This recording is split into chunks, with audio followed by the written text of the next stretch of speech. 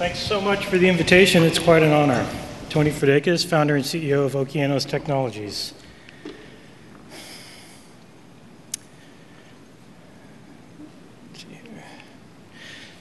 So Oceanex is developing an elegant microelectrochemical platform for the ultra-efficient desalination of water.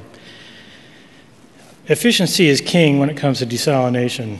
It matters a lot, and it's not just about the cost of water, it's about our survival as a species. And here's why.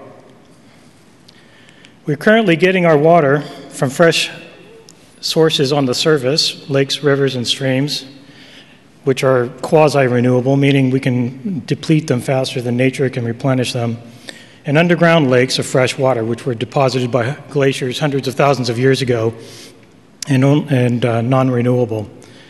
Overdrawing from these resources as populations expand creates all sorts of problems.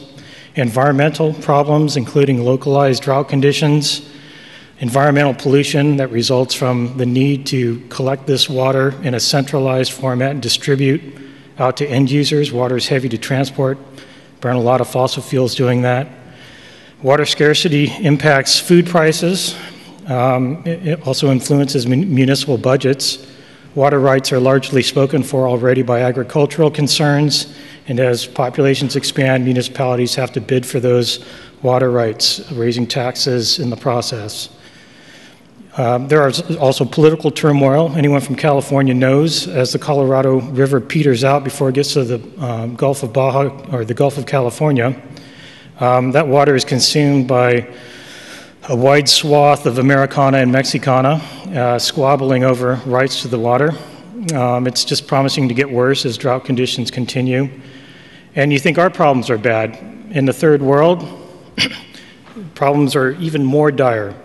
About 80 countries around the world harbor half of our globe's population, and these people experience chronic water shortages. About 80% of all morbidity or sickness, and 40% of all deaths is directly or indirectly attributable to lack of access to safe drinking waters. So what's the solution to this problem? Well, we know that there are vastly expansive saline aquifers under most continental regions. These are relatively shallow saltwater lakes. We also know that the oceans are virtually limitless. We've known how to desalinate since the ancient Egyptian times, but only a handful of desalination technologies have ever been described. The most recent technological advance in the 1950s produced reverse osmosis, which represents the gold standard today. The problem with RO, reverse osmosis, and every other existing desalination technology is that it's energy intensive. It's too energy greedy. The levelized cost of water produced using these technologies exceeds the cost of water from these fresh sources on the surface. So what do people do? They mine fresh water on the surface, creating these problems, exacerbating the problems. In fact, many people feel that we're heading into a death spiral of Malthusian proportions unless we get the efficiency part of desalination fixed so that that perverse economic incentive is no longer functional. The U.S. Department of the Interior called for renewed interest in desalination efficiency research 10 years ago, yet most of the new technologies coming on the market represent incremental and relatively insignificant improvements to existing fundamentally defective, thermodynamically defective technologies. What's our solution? Well, our solution is to approach desalination from a completely different angle.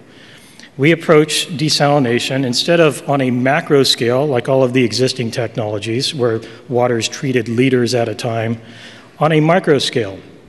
And we micro-desalinate, literally 1/1,000,000th of a liter at a time. And then we go through the engineering headache of scaling that up to reach commercially relevant water flows. Why do we go through that headache? Well, it's because the energetics in microspace are far more favorable. The rules of physics and chemistry are different in microspace than they are in macrospace. The process that we've developed with the University of Texas under EPA support through the SBIR program is called electrochemically mediated desalination, EMD. And it's very simple to understand. Basically, what happens is you have water coming in through a microstructure. You can consider it the root of a Y-shaped microchannel, less than the thickness of a human hair. It experiences an anode at the bifurcation point of that Y. And what that anode does is that it strips electrons from chloride ions present in the water, and in so doing creates a charge imbalance. This process is called oxidation. It occurs at the speed of light. It's ultra efficient because it's limited by something called ion or electron transfer kinetics, not ion transfer kinetics. And in our case, when that happens, it produces an electric field gradient that, when positioned in front of a freshwater stream, prevents ions or any other charged species from entering it. In this design that you're seeing here on the lower left, you see a brine channel extending upwards from the little red region, okay, and that's the brine stream. The salts, the bacteria and viruses which carry external charges are deflected up into the brine stream, only fresh water passes through. So when we published this work about a year and a half ago, it generated quite a buzz because it established a new world record for specific desalination energy consumption. This process was carried out at the equivalent of 1.5 watt-hours of energy consumed per liter of water produced. The previous world record, established by the Affordable Desalination Collaboration with tricked-out reverse osmosis systems at scale, 100,000 gallons per day, or per hour, I'm sorry. No, that's per day, was achieved about a 2.0 watt-hour per liter efficiency, and in the field, reverse osmosis typically operates at from 3 to 4, even greater watt-hours per liter. So why is the process so efficient? Well, as I mentioned, it's not just because of the fact that we're creating our energy zone by stripping electrons rather than pushing ions through vast spaces and boxes, but also we only need to perturb a very small amount of chloride ion to generate the force necessary. On this slide, I'm showing you some scientific data in the middle, the shape of the electric field gradient that was measured from wet lab experiments. And anyone that wants to talk about this more, I'm happy to entertain technical questions at the booth. So if you want to see the process at work, you can see water flowing in. It's dyed with an anionic tracer. As we apply the voltage, you see that the tracer is directed into the brine stream, and we relax the voltage, and you see the equilibration. So that's desalination in action. And what we've done to scale this from the past year and a half is we've essentially chopped off the microchannels, focused on the micro desalination center. We've three-dimensionalized it, reconfigured it, improved it, packed it densely into a substrate, a sort of a micro fabricated matrix, and we've achieved the designs that you're looking at here. The one on the far right is a version 3. The one in the middle that looks sort of gold is our current version 5.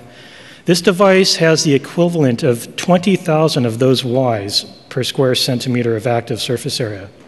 It's a 1 centimeter active surface area device, and I'm going to share with you here today information that no one outside of our company has heard yet and won't hear until our paper is published early in 2015.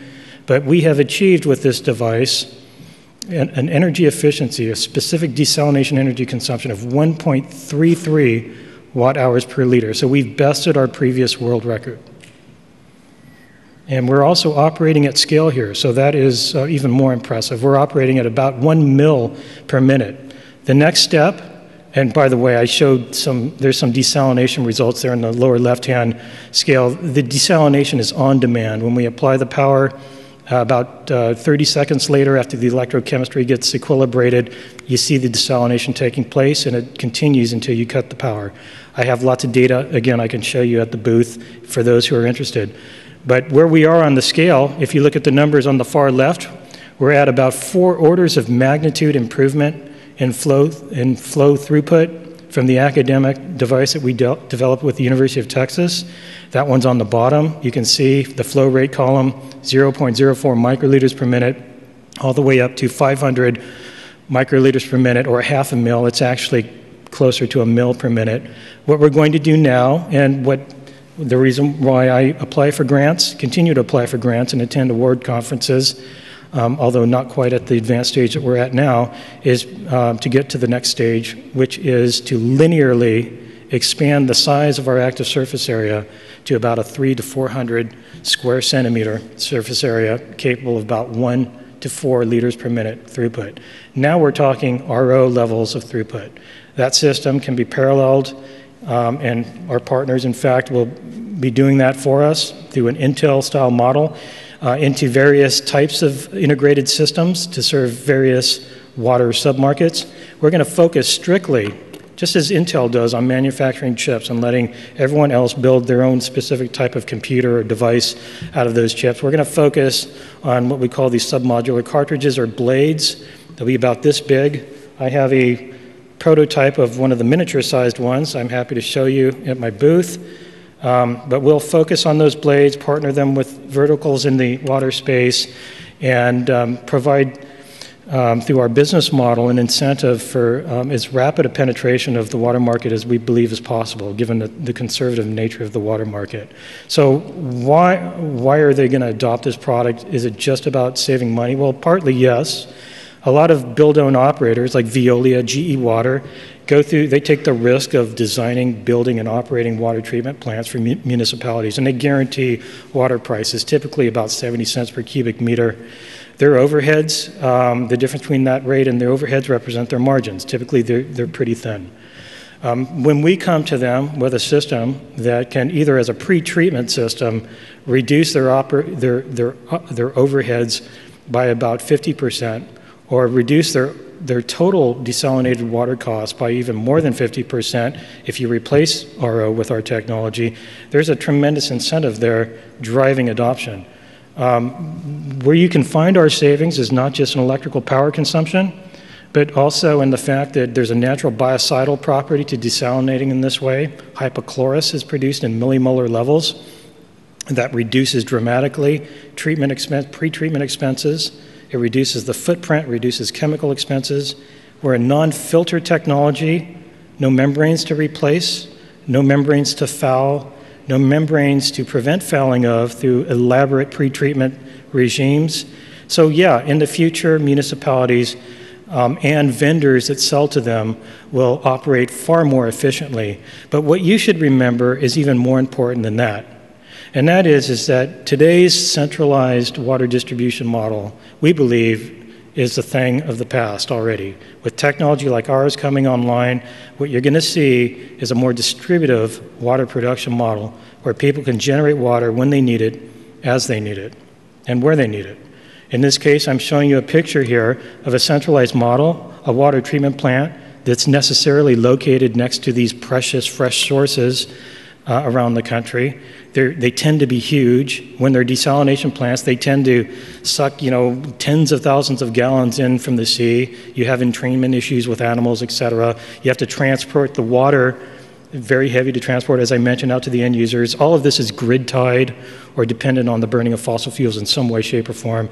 You can transform that into a distributive model where you see our Iowa farmer here sitting at his, or standing at his brackish wellhead. A system, an EMD system in the future can be placed on top of that wellhead to produce his water for irrigating his crops from a renewable brackish resource, obviating the burning of fossil fuels, the need to ship water, helping to alleviate a lot of those problems that I went through in my second slide, opening up the vastly expansive renewable resources in the process.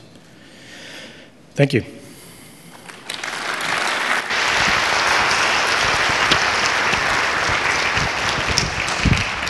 Thank you. Questions? Got one coming to the microphone over here on the left.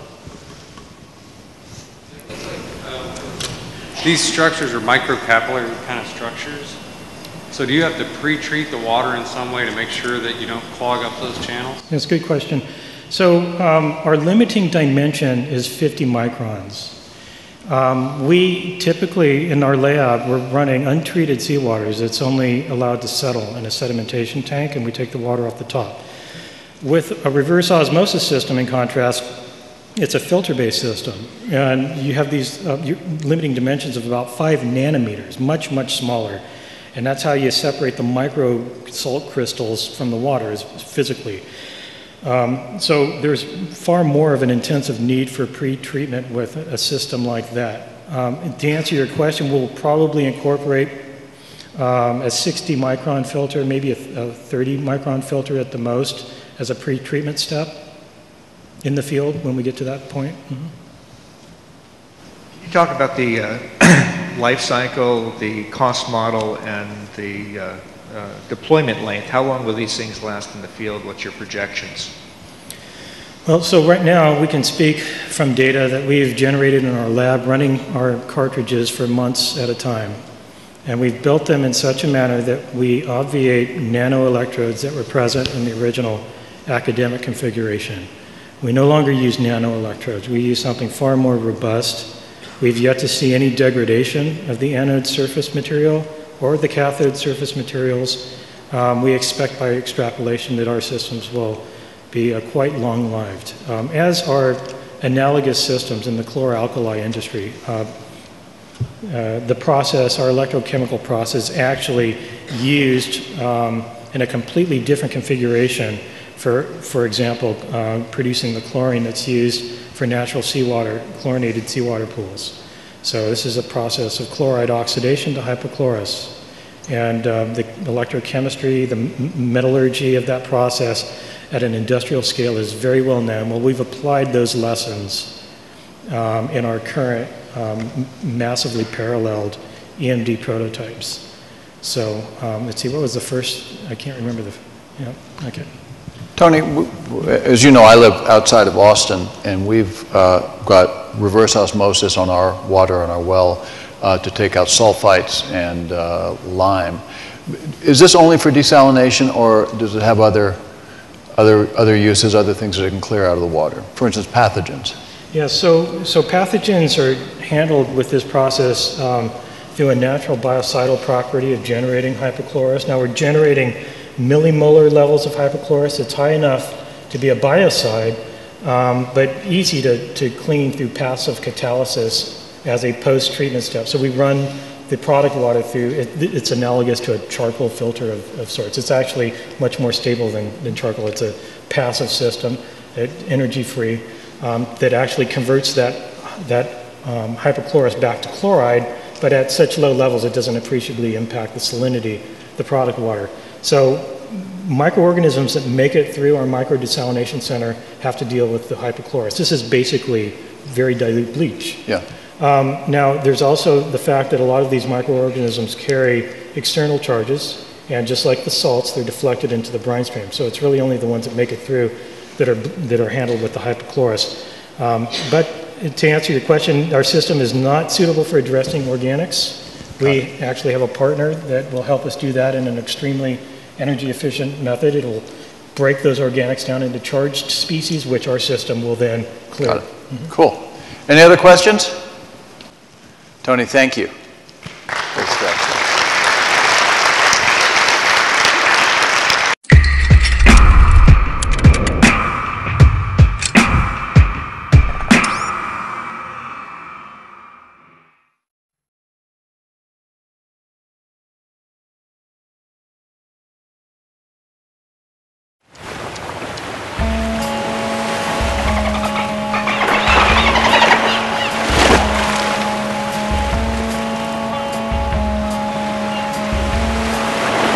Salty!